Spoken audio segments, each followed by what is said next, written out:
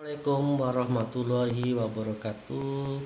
Selamat berjumpa pada pembelajaran kita kali ini. Semoga kalian tetap semangat dan sehat selalu.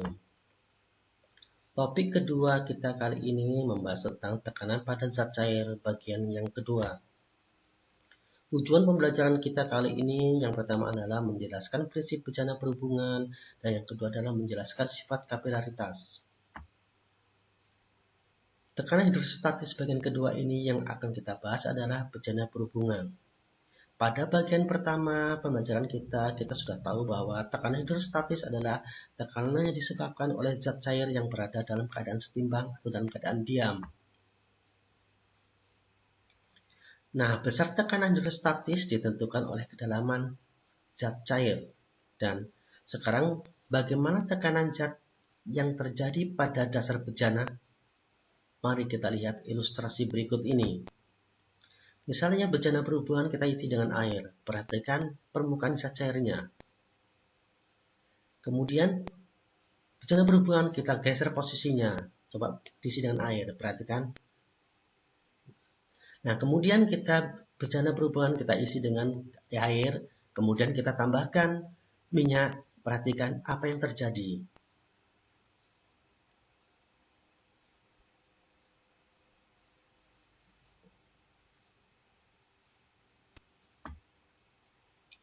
Nah, untuk menjawab tadi bagaimana dengan tekanan zat cair yang terdapat di bagian dasar bejana, mari kita perhatikan bejana berhubungan yang ada di samping ini. Ada dua bejana berhubungan nih yang punya posisi yang berbeda. Ini tegak datar, ini miring. Kemudian masing-masing bejana ini tersusun atas bejana yang bermacam-macam. Ada yang tegak lurus lebar, ada yang agak sempit dan miring, kemudian ada yang bulat dan ada yang bulat dua. Nah, coba perhatikan masing-masing ini, lihat permukaan zat cairnya ini. Dia akan berada dalam satu bidang datar. Nah, inilah hukum bejana berhubungan. Nah, sekarang bagaimana kalau suatu bejana berhubungan yang berbentuk U ini kita isi dengan minyak dan air? Maka akan terjadi anomali atau keabnormalan pada bejana berhubungan tadi.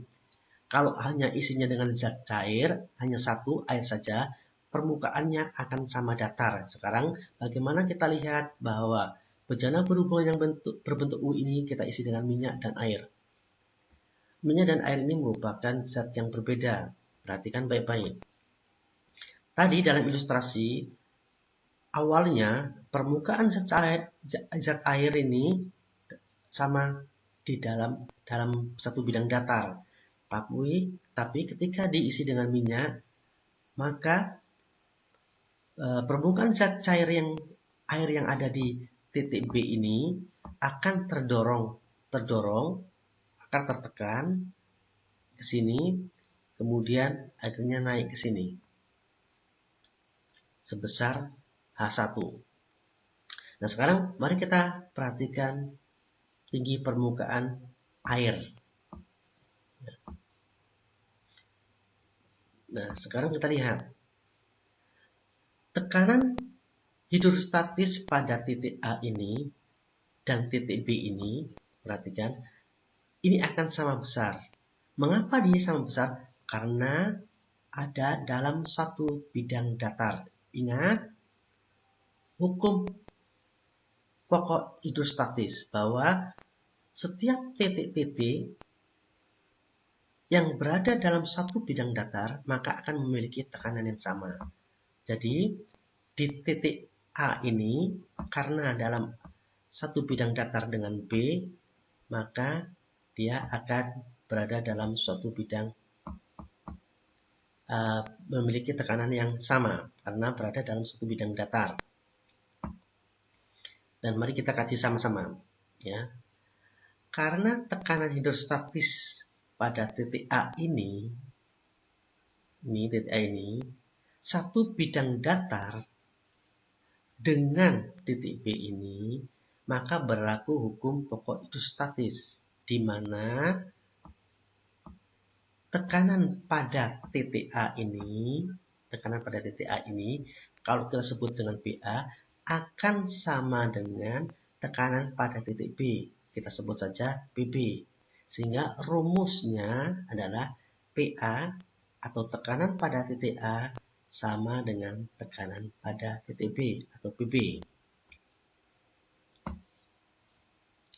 Nah, tadi kita lihat PA besar tekanan PA ini sama dengan PB. Sekarang mari kita lihat.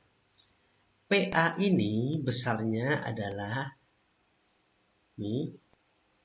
massa jenis air dikalikan dengan gravitasinya dikalikan dengan tinggi zat cairnya dari batas permukaan yang datar tadi. Kemudian untuk PB-nya atau tekanan pada minyaknya ini adalah massa jenis minyak dikalikan gravitasinya dikalikan tinggi minyaknya ini. Sehingga rumusnya menjadi PA itu sama dengan massa jenis air dikali gravitasinya dikali tinggi airnya sama dengan massa jenis minyak dikalikan gravitasinya dikalikan tinggi minyaknya. Karena G-nya ini sama, maka kita coret. Sehingga PA ini dirumuskan sebagai P air dikalikan dengan ketinggian air. PB-nya ini P minyak dikalikan tingginya minyak. Sehingga PA sama dengan PB akan sama dengan rho air kalikan H air sama dengan rho minyak kalikan H minyak.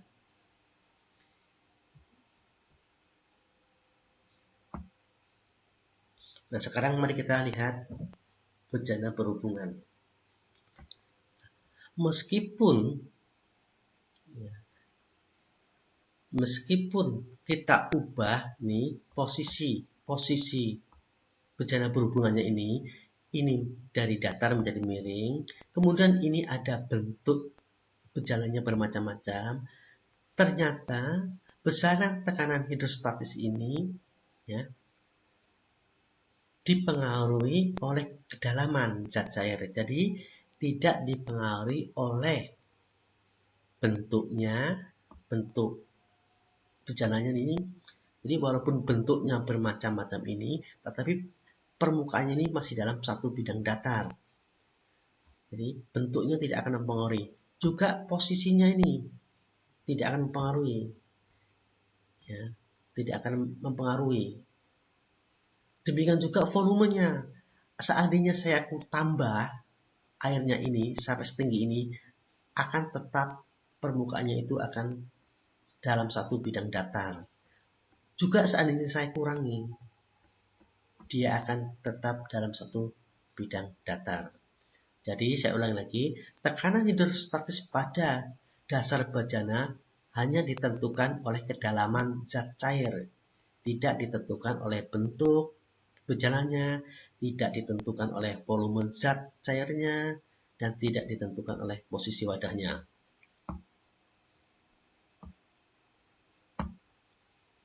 Nah, sekarang akan kita lihat anomali pada bejana berhubungan yang lain. Anomali pertama tadi adalah bagaimana bejana berhubungan itu diisi dengan dua zat yang berbeda massa jenisnya. Nah, sekarang kita lihat anomali yang kedua. Kita lihat. Apabila bejana berhubungan ini tersusun atas bejana yang salah satu atau beberapa bejananya ini berupa pipa kapiler, maka akan menyimpang dari hukum bejana berhubungan. Perhatikan tinggi dari permukaan zat cair. Tidak sama, bukan? Ya. Prinsip tekanan hidrostatis tidak berlaku untuk bejana berhubungan yang memiliki pipa kapiler. Nah, ini terkait dengan sifat kapilaritas tabung. Sifat kapilaritas tabung ini dipengaruhi oleh gaya kohesi, adhesi, dan tegangan permukaan.